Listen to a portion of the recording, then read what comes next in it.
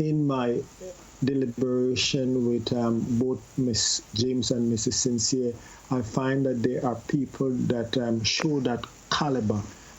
Miss James was there before, and I believe she would have a lot more to contribute. I also had interaction with Mr. Redhead, who was there before, and they were both very, very good candidates in that what I will have to do now is help them to develop themselves so that they can make quality presentation to the Grenadian public of the issues in Grenada, especially when it comes to the institution and parliamentary democracy, that government must be held accountable. And that is our focus right now. Like you mentioned, Ms. James has been a senator for some time, and she has experience in that area. But when it comes to Ms. Sincere, people may be wondering, how did you happen on this candidate and the possibility that she could have become a senator? Where did that process first generate from, that she seemed like a good candidate? And just give us some background as to maybe how she has been able to be qualified and the kind of contribution you expect from her in the upper house.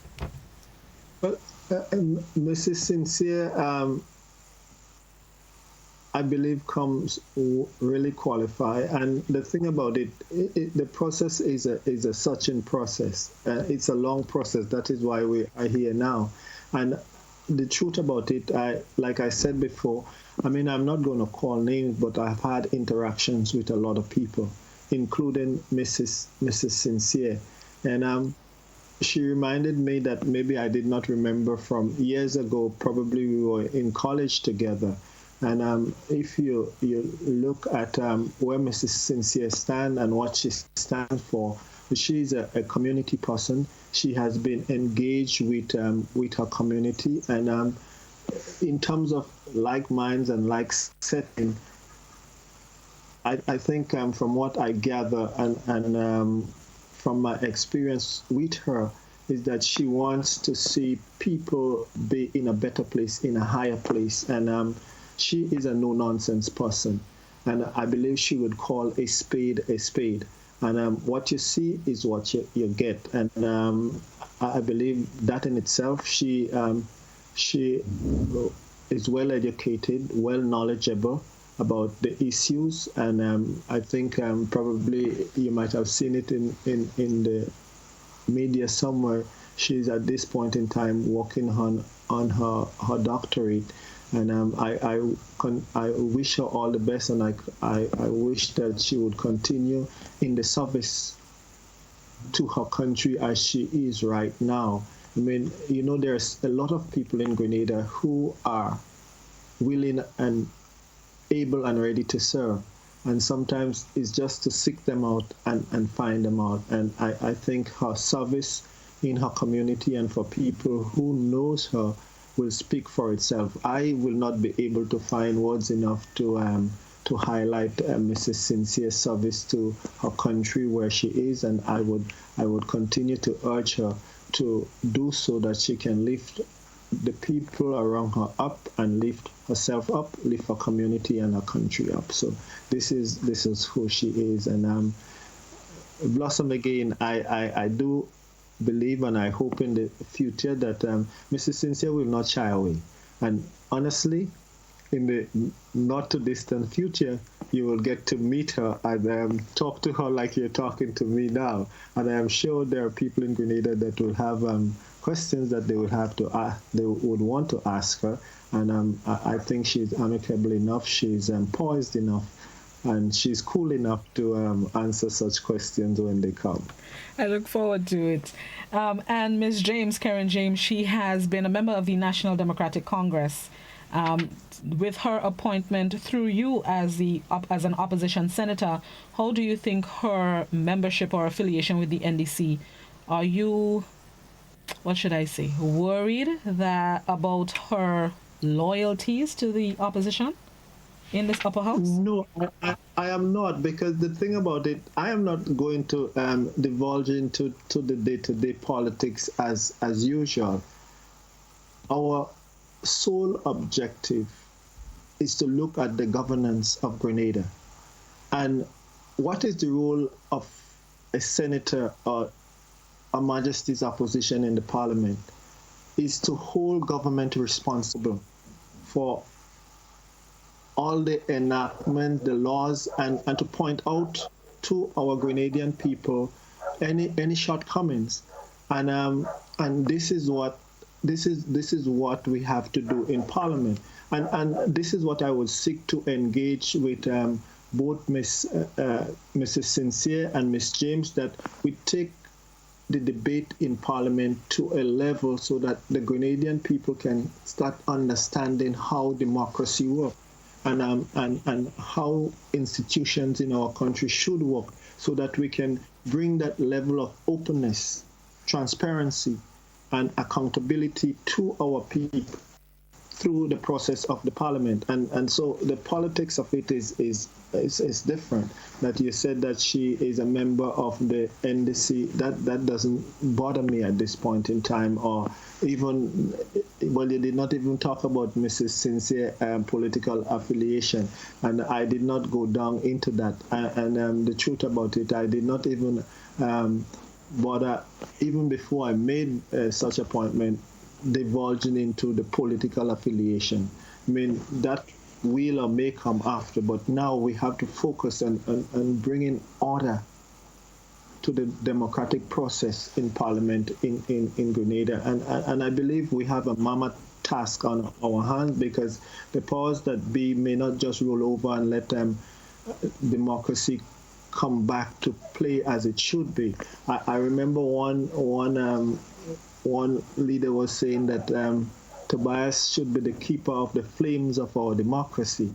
And for real, that is what I believe I would have to strive to do, to keep the flames of our democracy, so that the branches of government function as they're supposed to function, and not one is dominant over the other, so that they can almost take over the functioning of the other two branches of government. And this is what I see at stake here. And this is what I would want our people, our senators, to articulate, so that we can start bringing back a sense of democracy to our country and our institutions. And what can you tell us about the third spot, or the third seat to be filled?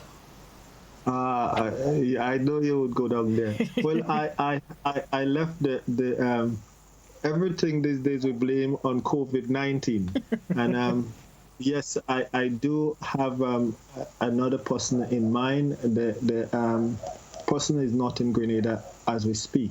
So whenever we open up and he can be back or she can be back, we will make that appointment.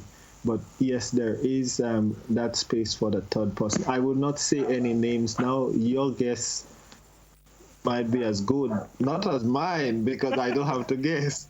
But that is where it is. And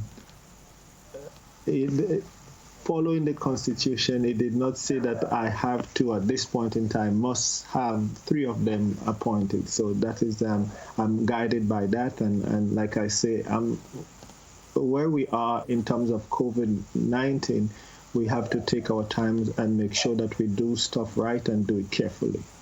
I just wanted to verify for my edification, in terms of the third seat to be filled, the person needs to be in Grenada for their names to be submitted to the GG, or that's just your way of doing it, your preference?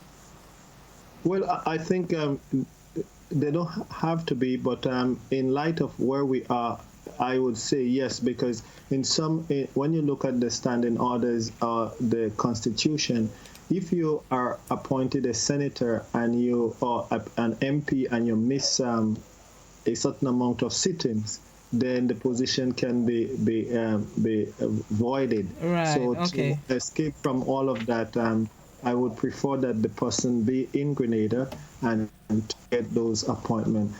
Maybe the council may tell you that maybe a person can be appointed outside of Grenada and then come in after. As long as the person fulfill the requirements of that appointment, then probably yes, probably no. So, but I would err on the side of caution so that when they're present, then such appointment can be made. Okay, makes sense. It makes sense. Um, in the meantime, the seat not yet filled or not yet named would be occupied by whom? Are you aware? Well, no, it is vacant. It never. I did not put anybody there because in order for the Senate to function, you must have a quorum, Right. and one, two, three, four members absent, the Senate can still function. I think probably you need about seven, and that's just one. So yes, that is where it is right now. The Senate can function with one or two or three missing members or even more. I think a quorum would require at least seven members of the Senate to sit so that the Senate can make decisions. Okay. All right. Okay. No, I understand. I just had to make sure I get all the Well, yes, details. I mean, and that is because before I went down that road, I really had to seek counsel advice as to how it. So even not you alone, but the Grenadian people too probably would get a clear understanding of the functioning of our parliamentary democracy. Right. And I know we are awaiting the letters of appointment, instruments of appointment from the GG, but any word as to when that may take place? Well, no, I have not gotten any word on it, but I would not question the Her Excellency timing, but it's just that tomorrow would be a week since that request was made. I think even in my case, I think 2 weeks had elapsed before my instrument was given to me. So Okay. it is in the hands of the Governor General. All right. Okay. All right. So now let's get into state of affairs. We're still in COVIDious times. New regulations released that take effect for today until next week, God willing. And with the current state of the easements of regulations and Grenada's battle against COVID-19, what are your latest thoughts on the way forward for Grenada, the way that the path that we are on currently? Well, I am. One has to be very careful in terms of charting the way forward. This doesn't come from me, but this comes from the World Health Organization, in that I believe a lot of countries of the world are going down the path that people are maybe getting frustrated and tired of the lockdown condition. I mean, in Grenada, we must say that we have to be thankful that we were not ravaged as other countries were. I think in the last press conference, we saw that we had one case of an 8-year-old child, and I pray God that everything continues to go well with him and his family, and we must remember them in our prayers. We must, as a people, continue to be vigilant, because the vigilancy of the people is dependent on the people, on the individual especially. How you behave yourself, how I behave myself is paramount to the curbing of COVID-19. Nonetheless, as we seek to relax the state of affairs, which I think a lot of people are happy about, we have to be mindful that COVID-19 is still out there and is not yet peaked in some places. All the protocols must be followed, especially if we move to, say, open up our borders, which I believe that one has to be so careful and so mindful about, because we are at the point now where COVID-19 is almost going to 4 million people worldwide, with over 316,000 deaths as a result of COVID-19. Ourselves in the Caribbean and in Grenada, but when we look at our friends in the international community like Russia and the United States and Brazil, we see that it continued to ravage some community. And one of the scary things now that yesterday they were talking that in some of the indigenous community in Ecuador, COVID-19 starts showing its face there, and because some of these people are so remote, maybe there are communities that, because of deficiency in certain immunity or immune response in some of these people, to get so deep into the interior, it can wipe out communities that even the government may find out long thereafter. So it is a step going forward, but we must do so deliberately and carefully, because from the history, and we can never forget our history. History of 1919 showed that the Spanish flu or the swine flu, which was another strain of the same coronavirus, had 3 waves. And it's amazing how we go back to the same mode of affairs and operation 100 years after, because during the lockdown of 1919, people were clamoring to open up the place and let's get our lives back together. And it came in a second wave, and then the lockdown, and then again it came in a third wave. And I think this is what the World Health Organization, the head, was saying, that because this virus seems to be transforming as it is, if it comes in a second wave, the second wave could be worse than the first one. So we have to be very careful. We saw too that, and we have to look at what is going on, that China, where it started, and South Korea, where it went, also looked to open up. And as soon as they did, within 2 weeks, they saw another spike in cases again. And I think the South Koreans attribute it to one guy who had it, spread it to 29 in a nightclub. So again, can we afford to take that chance? I think we have been doing well thus far. So we have to be very careful in moving forward, and make good decision that would affect our people in a positive way, and not just helter-skelter. And then we have to correct our ways as we go on, because this is a time that we have to behave so responsible that we cannot afford to make mistakes. Because in this case, if mistakes are made, then that could cost lives. It's not something that you might be able to correct, because when a life is gone, it is gone. And so this is where we are, and I would continue to urge people in their own disposition. If you don't have to go out, do not go out.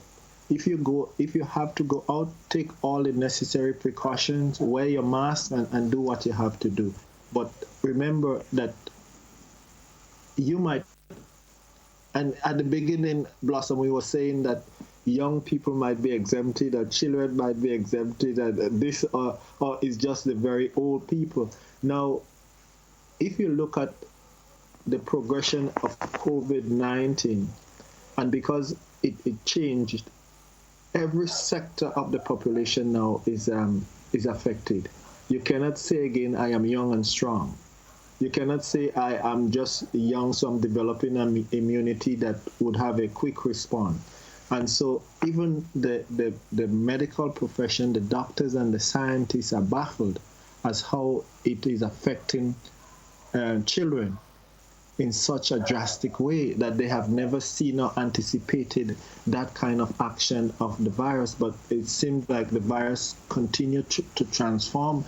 And so when you have a virus that mutates so much, you cannot pin it down with one medication, but you have to change and adapt so that that we can overcome. But again, we must take our hats off to the frontline workers, to the medical workers. I see doctors and nurses, especially in the metropolitan areas, in the bigger cities and countries, are up in arms with opening up, because they are the front line. And if they are at the tip of the spear, they are the ones who feels it more. And I have spoken to some of them that work in hospitals, not in Grenada, but in the United States and England, and they have seen enough death to last them a lifetime. And a lot of them are thinking twice that after this is over, you just get tired of what you have seen. But those that remain and those that continue to work hard, we cannot express our gratitude and our thanks to them because they are in the business of saving lives.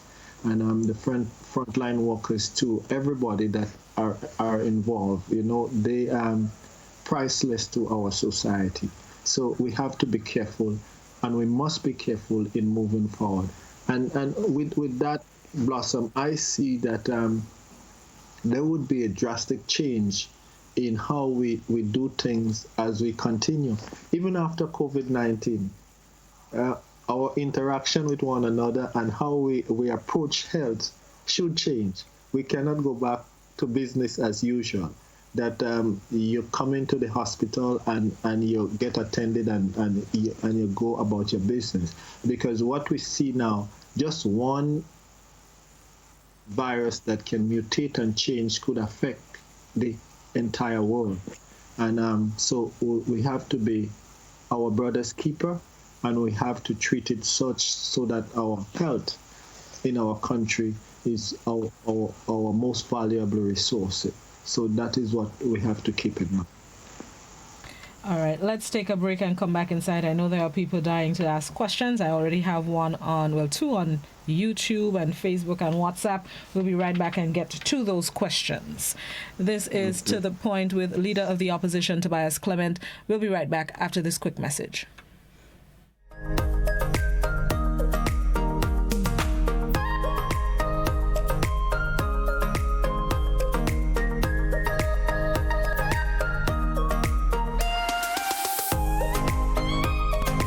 Things you need to know about self-isolation. Stay home. If you are told to self-isolate, it means staying at home, not going to work, school, or other public places, and you should not have any visitors. Separate yourself. If you live with others, then you need to stay in a well-ventilated bedroom with the door shut.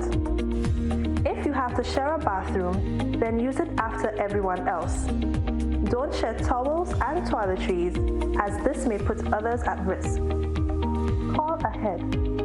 If you develop symptoms such as a fever or cough, then seek advice first by calling the Ministry of Health's hotline at 538-4787 or 458-4787. Please do not show up at a medical center or hospital, as this may put others at risk.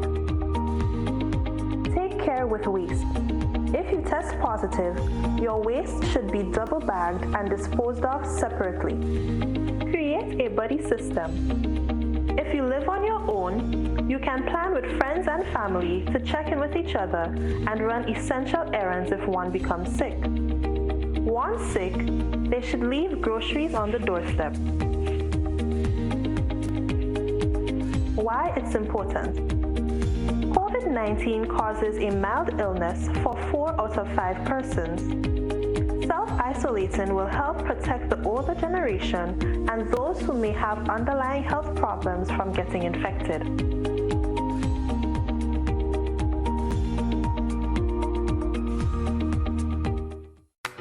Long ago, the strength of Grenadians was in their arms as they worked the lands to get food for the table. Nowadays, most Grenadians' plate is packed with lots of starch and meat, little or no vegetables, plenty fried foods, and they wash that down with something sweet while sitting in front of screen. Hard work and exercise seem to be out of style, and lifestyle diseases are becoming the fashion of the day and claiming many lives. Let's make a change to live longer. Let us grow and enjoy a variety of natural and safe, fresh vegetables and fruits every day. Use our local fresh seasoning and spices to make our traditional dishes healthier and avoid highly processed foods, snacks, and drinks. Drink more water every day to help your body function better. Get moving every day and trade some screen time to share and enjoy healthy family meals. Choose healthy foods and healthy lifestyle. Follow the healthy choices for healthy living guidelines for Grenadians.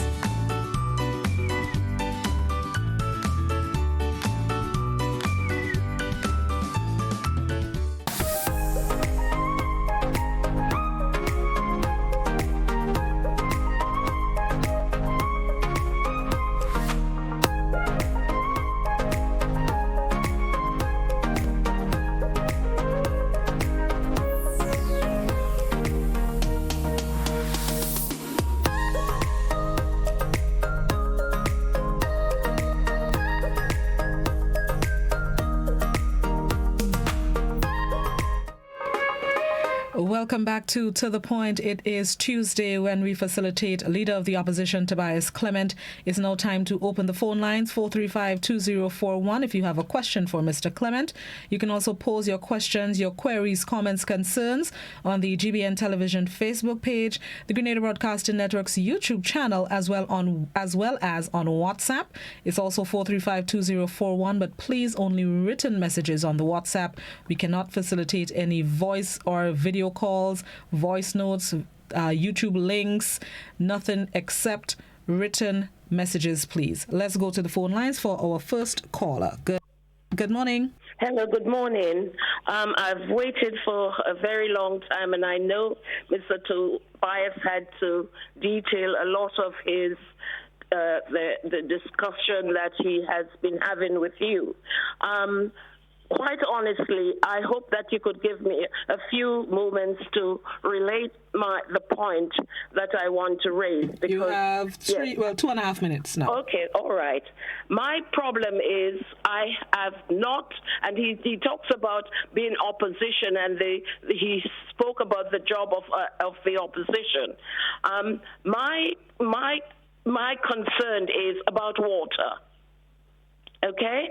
And at the moment, I live in Mount Parnassus, and I can tell you for the past 22 years since my retirement into Grenada has deteriorated. It hasn't got any better.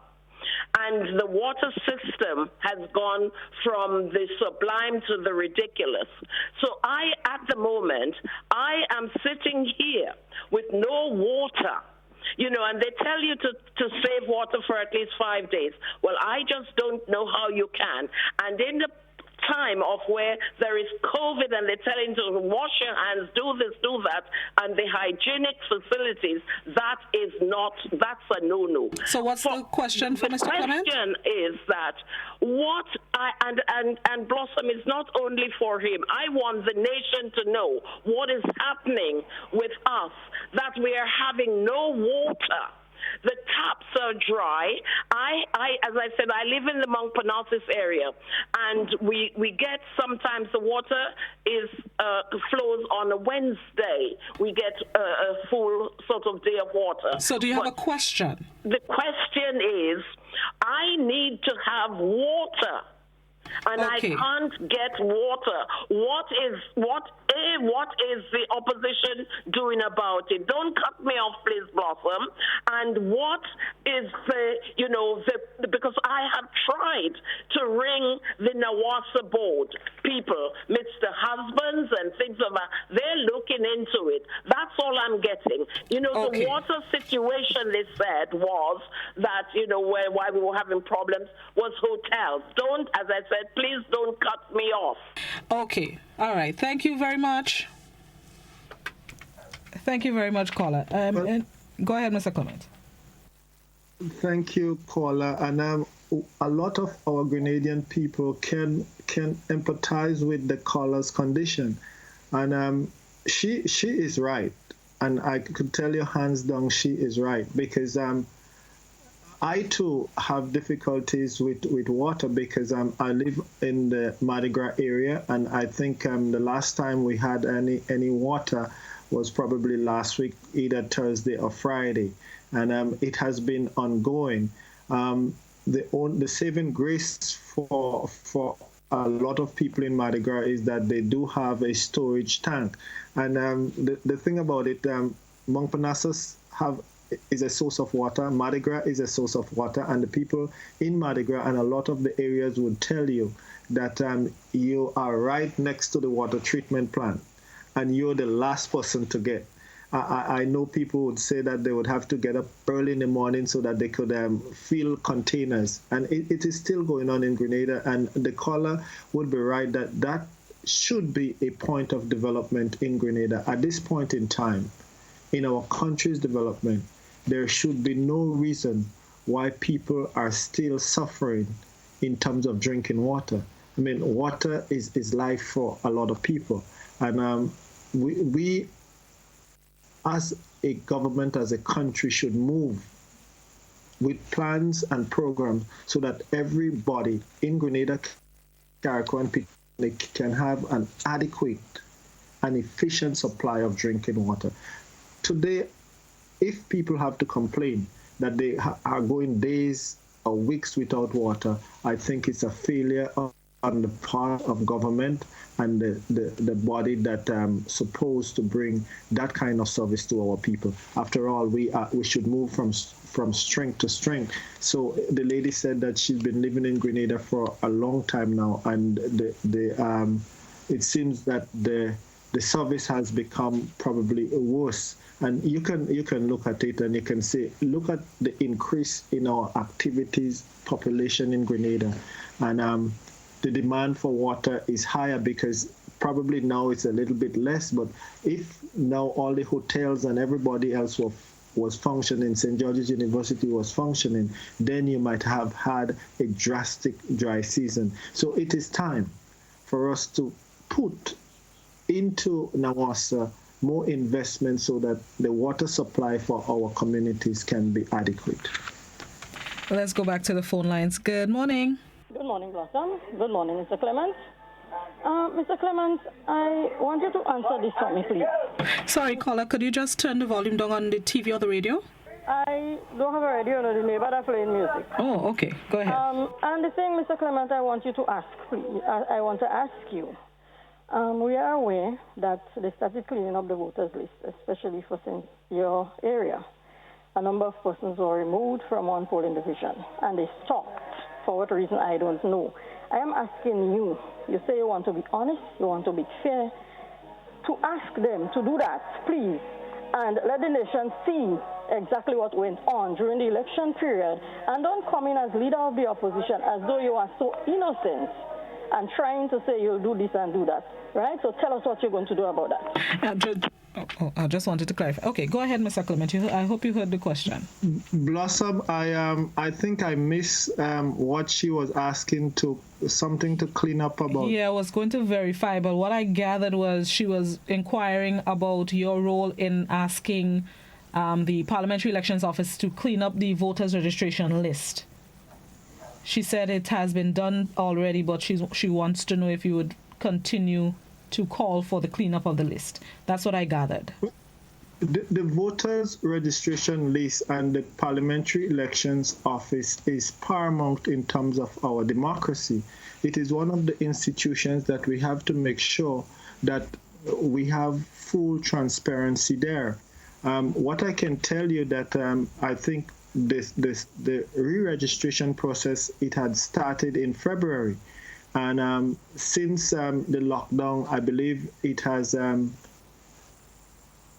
closed. All the parliamentary elections offices are closed now. I think even the constituency offices are still closed.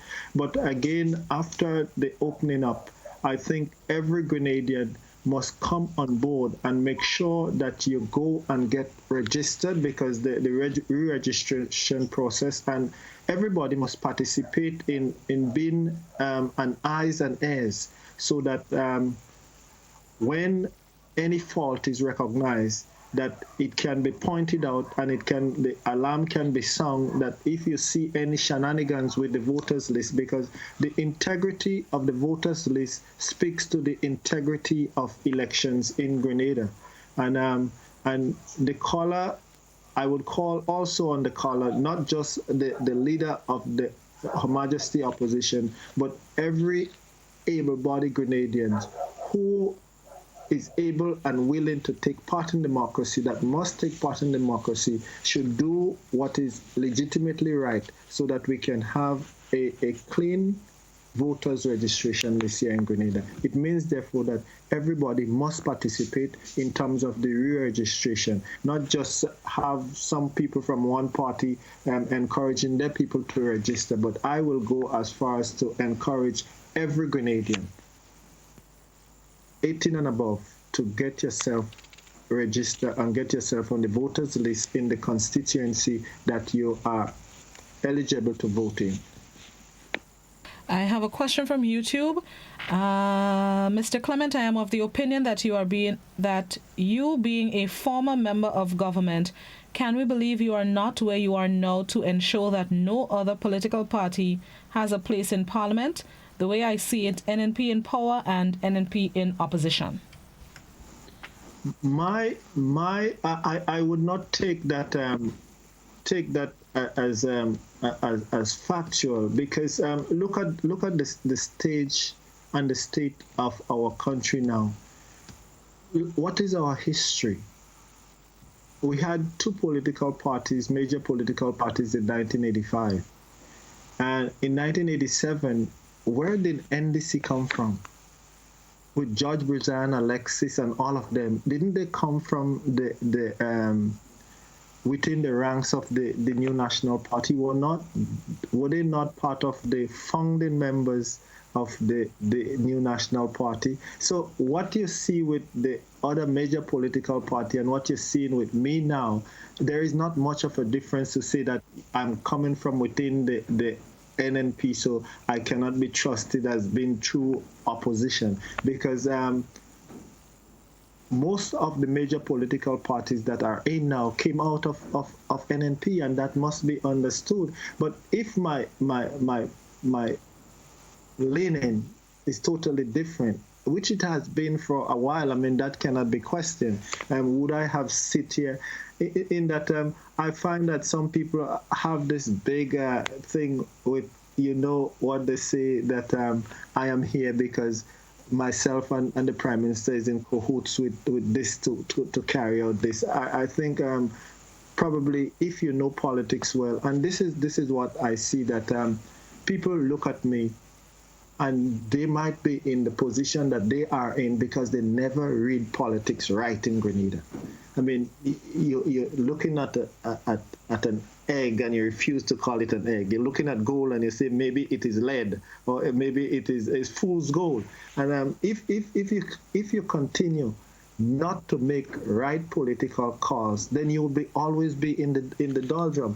My aim and objective now, Blossom, is not to play politics as usual, but as leader of the opposition, my sole purpose is to hold government accountable in the parliament of our country for the way government do business, to bring back a sense of democracy in our country, especially to the institution. Because I am clamoring, and I clamored before, that where else in parliamentary democracy in the Commonwealth, that the vote for the constituency offices, it was moved from under Parliament, which is an independent arm of the executive.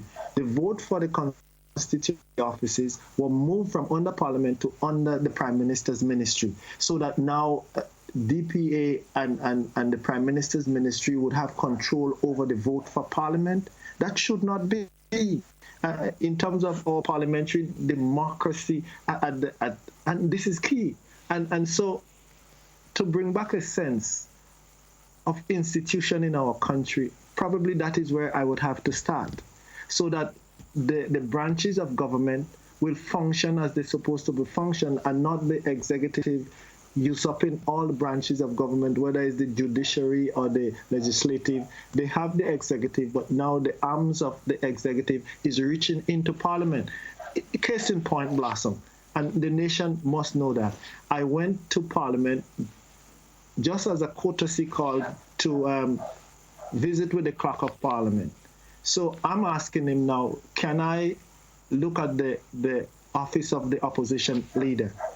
And he stopped dead in his track, that he had to call within the Ministry of Works to get the keys for the office of the opposition. Because what I find out is that the parliamentary building was not yet handed over to the clerk of parliament, as he's the one that, and I'm asking, I have to sit and wait so that I can get keys to the leader of the opposition from the Ministry of Works. And all communication from Parliament is through the Ministry of Works. And he would have to write to the ministers so that the keys can be released. And I said that, to me, that is an affront in the face of our parliamentary democracy. There are a lot of things that will have to be corrected, because it seems like we went from a government that had an opposition to 2013 15-0 to 2018 15-0. So we forget how parliamentary democracy works. And we come now as if we are in total control, so that we must have control over the legislative arm, we must have control over the judicial arm, and we must have control over the executive arm. That's not supposed to be. I mean, there are so many things that I will have to clamor about, but I will clamor about it here, and I will clamor about it in Parliament. And if the caller still think that I am in cahoots with the Prime Minister as to this, where this is, I mean, I have been, yes, with the New National Party and with Dr. Mitchell for years, but then again, I probably am just one that is passing through. Look at the amount of people that have passed through. There is only one thing that is constant within the New National Party, and that is the Prime Minister. From since 1989 to now, how many people that have come and left? And some of them just leave quietly and you never hear about it. Maybe I'm leaving kicking and screaming, and what I would do at the end of the day, because we come and we go, I hope that with the actions that I have taken, some form of change will come back to Grenada in terms of the health of our democracy and our institutions that govern our democracy. Where do you see yourself going forward in forming a new political party? Well, first things first, and I think some things will transform. As being in the role of the leader of the opposition now, I have a duty to country and to my fellow men, so that I can raise the issue of governance in our country. I can raise the issue of democracy in our country. I can raise the issue of transparency in our country. And by doing so, if I find myself worthy of the call of our Grenadian people to serve them, I will continue to serve them in whatever capacity that they call on me to serve. But for me now to say that I am going forward because I am rushing to a political party, and we still do not have our democracy straightened out, we still do not have our institutions straightened out, then it will be all for naught. We must make sure and hold government responsible for the governance of our country, and let us be fair and open, and let the institution of democracy function as it's supposed to function. As opposition leader now, will you continue as a lecturer at SGU, or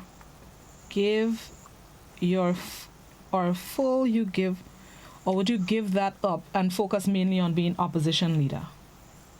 Well, the thing about it, I am doing what I do. I did what I did before in terms of I have always been at SGU. There was a break at one point in time, but this have not hampered my movement now.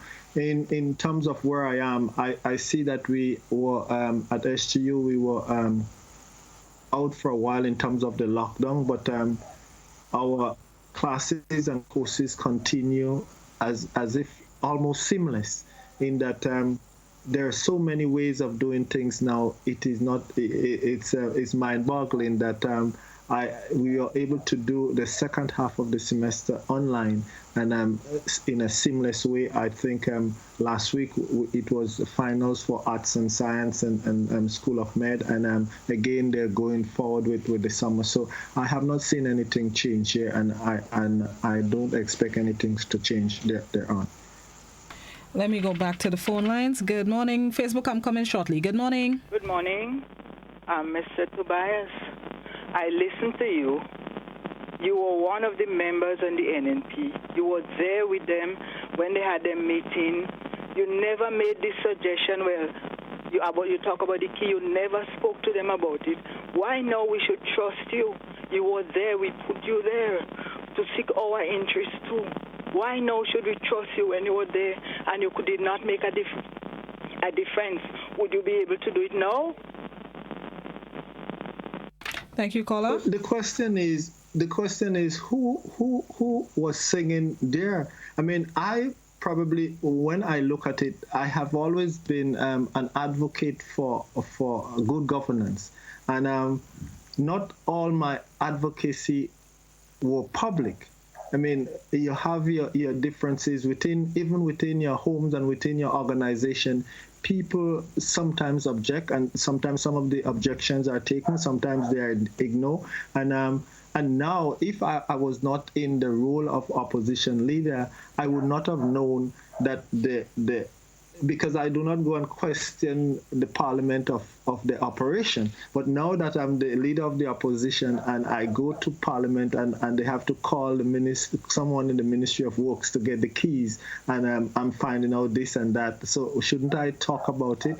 And yes, I will talk about it. My disposition for a long time, people who were paying particular attention to politics in Grenada knew that I stand and will continue to stand on principle, and that is where I am. I stand on principle, and this is what I would ask people to do. Take it at its word that what you hear from me is what you get from me, and so that is where I stand. One question on Facebook. It's part of a question. The other two questions I would leave out for now. Would you be keeping checks and balances on the Grenlec issues as the administration proceeds with them? Well, yes. I mean, there are so many issues, not only Grenlec, but there are so many issues that have to be looked and taken into account. And we have the Grenlec issues, we have the marketing board issue, we have the investment issue, we have a lot of issues that a lot of questions would be asked. And I know there are people who are in communication with me already as to, in terms of what direction to go in terms of some of the questions, because the truth about it, Blossom, I do not have all authority on question on knowledge. So I would have to seek counsel in some of them. I would have to seek advice from experienced people as to the path to follow in terms of holding government responsible and the questions that should be asked in Parliament, that will be asked in Parliament, and I would not shy away from that. You know, I say that between 2013 and 2018, usually part of the parliamentary proceedings and democracy on the other paper, there is a part there that says questions. And during that time of the 5 years, I think I was the only one that ever asked a question in Parliament to the Prime Minister. I know quite a couple of my colleagues, they were upset about me asking questions. But if you ask questions for transparency. You ask questions because you want to be informed. Not only you want to be informed, but the nation should also be informed from the answer, from the question that is asked and the answer that are given. Because today we have a lot of questions lingering over Grenlec. We have a lot of questions lingering over our oil and gas, natural resources. We have a lot of questions lingering over marketing board, and there are many questions and many issues that our Grenadian people want transparency on. And I hope to bring that bear in Parliament from the government. what do you think about the requirements of the regulations for the churches to open at this time? And then someone also asked, what do you think about the many, many rules for opening the churches? Do you think they are necessary? Well, I've always believed, and I continue to believe in how democracy functions. And I believe from our forefathers and from other nations, you have the separation of church and state. And I would not want to get into the operations of church as the rules and regulation. I do not believe that government should dictate a mandate to the churches in terms of rules and regulations, especially where religious practices and rights should be taken into consideration. Yes, we would have difficulties there where, for instance, we talk about social distancing and other stuff. Can that be applied to the churches? Should that be? And I think it is a slippery slope when government try to dictate to the religious community as how they should function. It should not be done in such a way that government dictates. What I would call on government to do, sit with the various religious leaders and have a discussion, and not just to shove things down the throat. I mean, we know you have the Conference of Churches, you have the Evangelical Alliance. Sit with the heads of these churches, the pastors, the priests, the bishop, and get from them the direction that they should go, because they have to buy into it also. The population must buy into it, because after all, we are all a Christian nation. So not just coming from government, but it should be aligned with the head of the churches. That should be an integral part of that discussion as to what to do and how to do it within the churches. So if they sit with I should not be the one to tell government that they should sit with the religious leaders in plotting the way forward, because they have a big stake in it too. So at this point in time, I would tell the government, do not push stuff down the churches' throat, but to sit with them and have a discussion and come up with an amicable solution in the way forward. All right. We have once again run out of time. Mr. Clement, 30 seconds for any final words. Well, again, because of the position we are in, I would continue to urge our Grenadian people everywhere to continue to follow the protocol that is established and in place, and even go deeper so that you can keep yourself and your family and the Grenadian family safe. And again, I will continue to give kudos to all the frontline workers, the doctors, the nurses, the police officers, the garbage collectors, everybody that are involved in keeping our country together thus far.